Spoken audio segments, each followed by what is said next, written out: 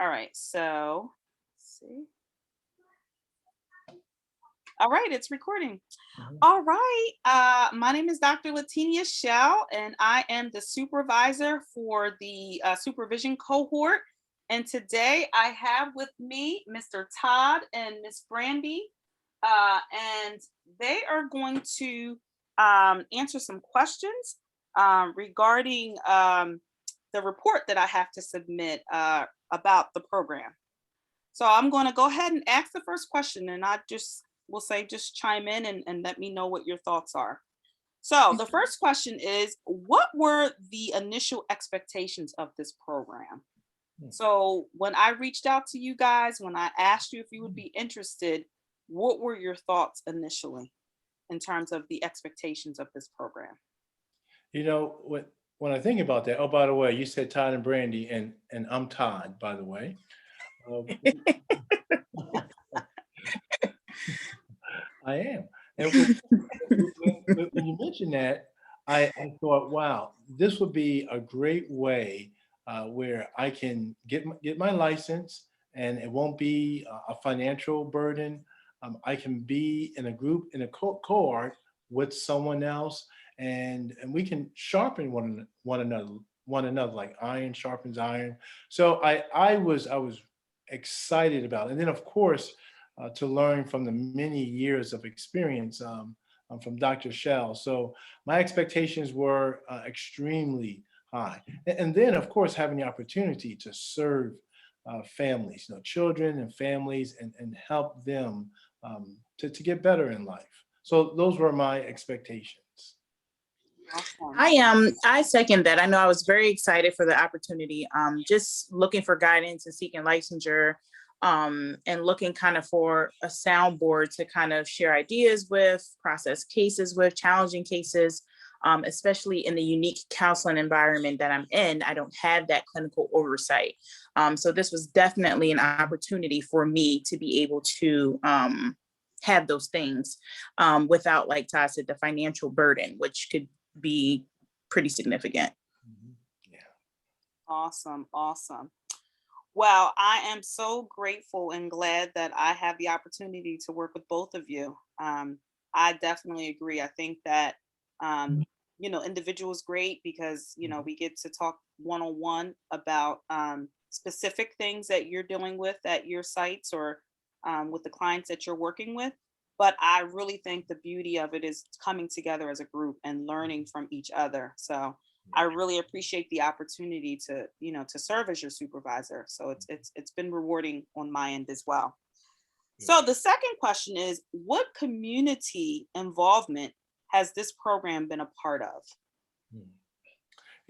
I think about two very important um, involvements. One was a mental health community day in Lancaster City.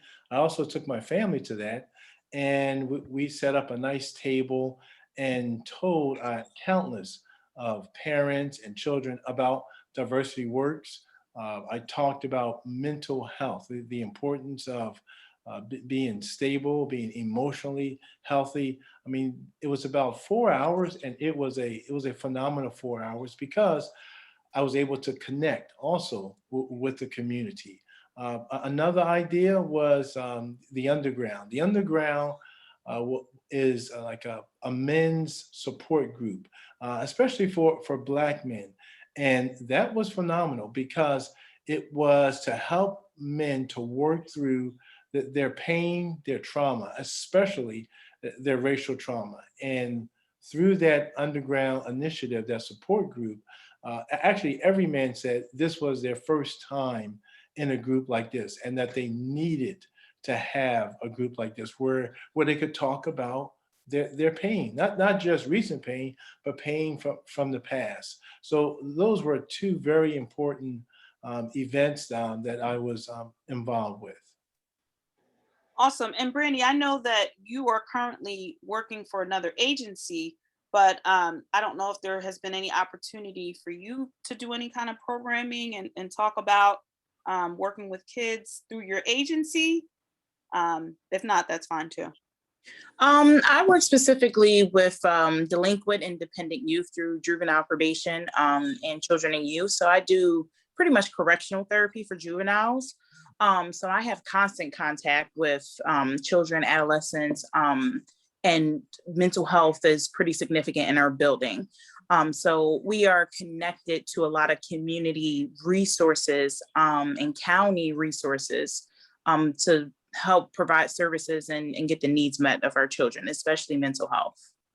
Awesome. Awesome. Great. And that is basically the premise of this supervision cohort model, is to get more clinicians licensed so that then you will be able to work with children and families. So I'm glad that, you know, you're already working with children, you're already working with families. And so now it's just getting you licensed so that Yes. so, you know, whether you want to do that privately, or if you want to continue working for an agency. And obviously, Todd, you know, you're doing that as well, working for Day 7, as well as working with Diversity Works and seeing some clients. And also, you know, establishing your own private practice. So definitely this will afford you the opportunity to become licensed and continue to do that work on a much larger scale. So my third question is, do you see benefits of your program among the target population, and what benefits are that? And again, the target population would be working with children and families. And I know for me, I see the benefits in helping in children and adolescents and engaging in mental health services and helping to gain access to services that are really limited throughout our county and really limited throughout our state. So it is always nice when, you know, we kind of have clinical supervision to oversee that process and kind of network in different ways so that you can get access to different services. That's been a huge benefit for me, and especially for supervision. Definitely individual supervision is just kind of navigating through some of those hurdles and obstacles and just kind of brainstorming things that maybe I am familiar with, maybe I'm not familiar with, and how it can benefit the youth that I serve. Oh, I like that, Brandy. That's awesome. You're awesome. Well, the benefit is huge, because I realize when it comes to people of color, counseling is not something that's on their radar, not something that they go to. Uh, they've been hurt too many times. And so the fact that I'm able to counsel people of color is so it's so tremendous. It really touches my heart. But not only that, you know, when people have issues that they've never dealt with, when they come for counseling, it really stretches me. I mean, it really does. It makes me do my homework. And so I find that a benefit, that I am being stretched by the issues that people go through. But I tell them, I am willing to walk with you through this. So a great benefit is just walking with people, growing with them, helping them through their pain. And so I'm just really honored to go through it, and also help people with problems. A lot of people don't have problem solving skills, now, especially children. I mean, because they're young. And so to help kids with problem solving skills, to help parents with problem solving skills, and then to help them as families, that is tremendous. And to see the families blossom, great benefit. Awesome. And you guys are doing great work, I must say, in both of your respective fields and programs that you're working in. And it really is a joy, you know, just to see the both of you come alongside and help each other as well, and give each other resources and tools and strategies. We're all learning from each other. Also, Todd, you didn't talk about this, but the training that you and I attended, where we're trying to also prepare and help and enrich couples. You know, Todd and I had the opportunity to attend a prepare and enrich program where we're going to be able to work with couples and also help families, especially families, involving children. So that's exciting as well. Okay, I think I am on question 4. And that question is, how has this program impacted you specifically? Mhm. You know, it's interesting. I remember our first time that we met as a group, and I said, "Man, that girl Brandy is smart."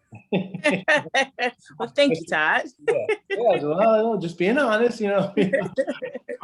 And so I said, "Wow, I will be able to learn from her." And so that's a great piece right there. Just being in a cohort and learning from other Mhm. people. I mean, I knew I was going to learn so much from Dr. Shell. I mean, that's a given.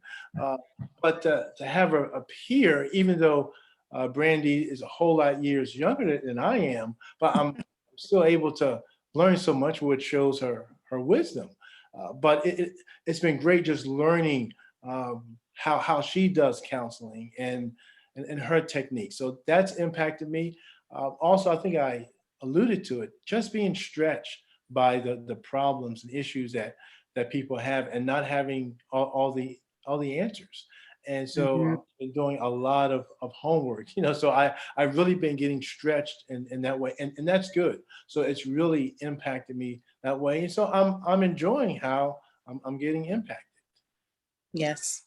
I agree with Todd that I am very fortunate to be a part of a cohort like this where I'm able to learn just from therapists who have been doing this longer than me. I've been in the field for several years, but Todd and Dr. Show are a lot more experienced than I am.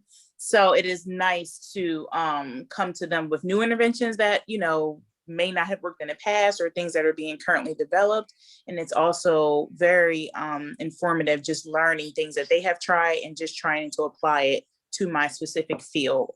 Being that I work in such a unique field, things look different than it does in your typical outpatient setting. So it is always nice to have that support, just to try different things, different interventions, so that I can support my youth the best way I can. Mhm. Yeah. Awesome. So that brings me to question 5, and that is, how can you educate others or raise awareness about this need in the community? You know, well, one way what I'm doing is just simply telling my clients, you know, if they know of any people who need help, you know, just here's Diversity Works, you know, here's the website, here's the phone number. That's one way. And interesting, you said the word educate because I remember as I'm trying to help a couple guys process racial trauma, all of a sudden I remember thinking, okay, they've got this racial trauma, but they have so much racial trauma.